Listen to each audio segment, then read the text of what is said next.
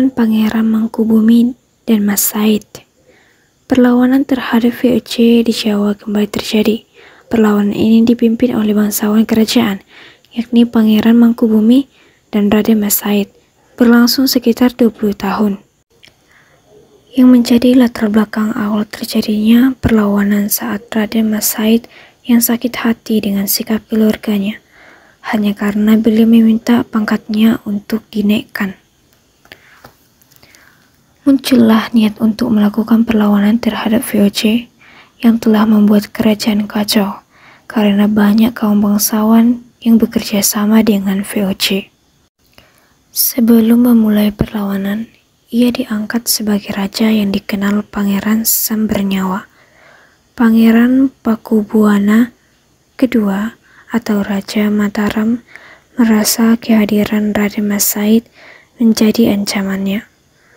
Pakubuwana pun membuat pengumuman, barang siapa yang dapat memadamkan perlawanan Mas Said akan diberi sebidang tanah di Sokowati. Mendengar hal itu, Mas Said tidak terpengaruh dan melanjutkan perlawanan terhadap VOC dan pihak kerajaan. Tetapi adik dari Pakubuwana kedua, ia dapat memadamkan perlawanan Mas Said.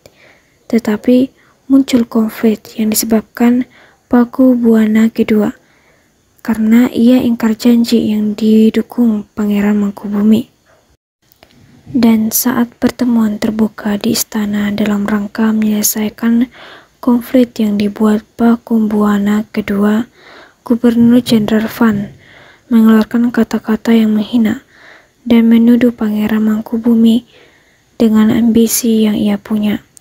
Pangeran mengambil keputusan untuk menggunakan senjata dalam melawan VOC yang semena-mena ikut campur tangan dengan politik pemerintahan kerajaan dan sekaligus menolak kebijakan Pakubuwana kedua.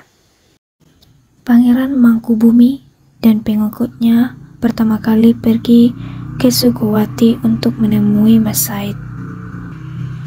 Dan terjadilah kerjasama antara Pangeran Mangkubumi dengan Mas Said untuk melawan VOC. Pada tanggal 1749, Pakubuwana kedua sakit keras dan semakin lemah.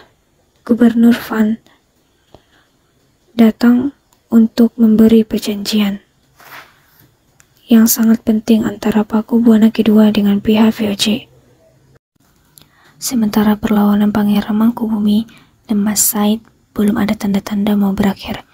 Oleh karena itu, penguasa VOC terus membujuk kepada Pangeran Mangkubumi untuk berunding. Dan pada akhirnya, Pangeran Mangkubumi bersedia berunding dengan VOC. Dengan demikian, perlawanan Pangeran Mangkubumi berakhir.